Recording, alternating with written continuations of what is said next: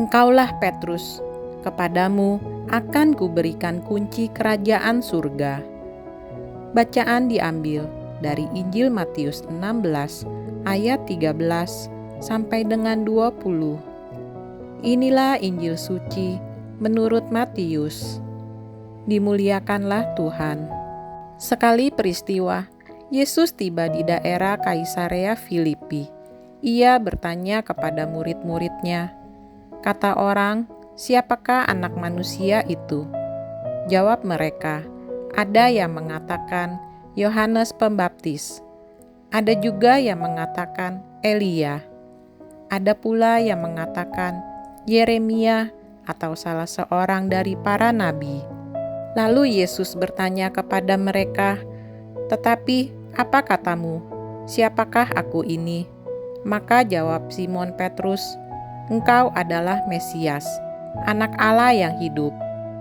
Kata Yesus kepadanya, "Berbahagialah engkau Simon bin Yunus, sebab bukan manusia yang menyatakan itu kepadamu, melainkan Bapa-Ku yang di surga.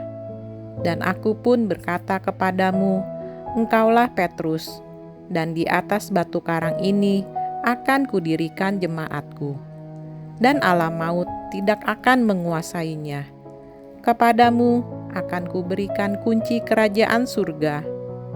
Apa saja yang kau ikat di dunia ini akan terikat di surga, dan apa saja yang kau lepaskan di dunia ini akan terlepas di surga."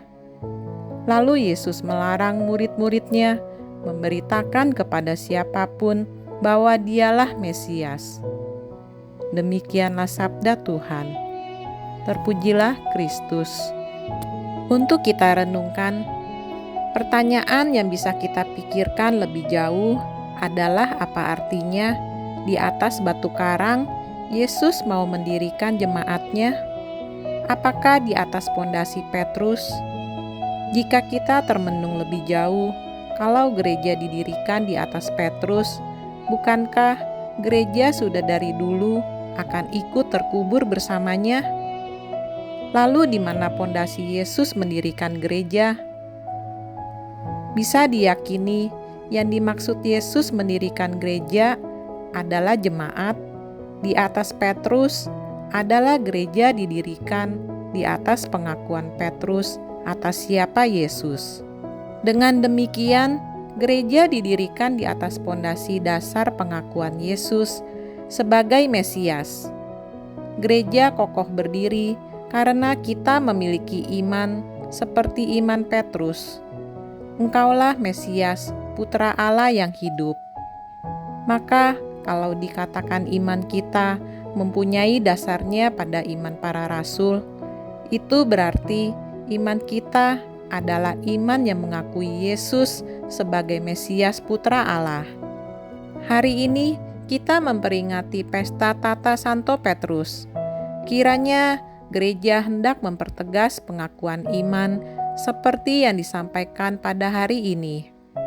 Tata Petrus bukan pertama-tama kedudukan terhormat yang maha tinggi, namun Tata Petrus berarti Yesus menyerahkan gereja pada para rasul dengan dasar pengakuan iman yang sama dengan Petrus. Bagi kita, hari ini menjadi hari penegasan kembali posisi keimanan kita. Apakah kita masih mengakui iman yang sama seperti yang Yesus katakan? Jika kita mengakui sebagai satu gereja, maka dasar pengakuan itu mau tidak mau adalah pengakuan yang sama dengan apa yang diyakini Petrus dan para rasul. Masihkah kita bersandar pada iman yang lain? Demikianlah renungan hari ini. Marilah kita berdoa bersama-sama. Ya Allah, Engkau menyatukan hati umat beriman dalam mengejar tujuan yang sama.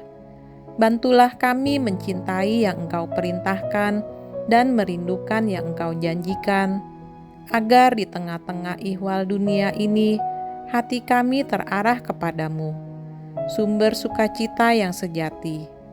Dengan pengantaraan Tuhan kami, Yesus Kristus Putramu yang hidup dan berkuasa bersama Dikau, dalam persatuan Roh Kudus, Allah sepanjang segala masa.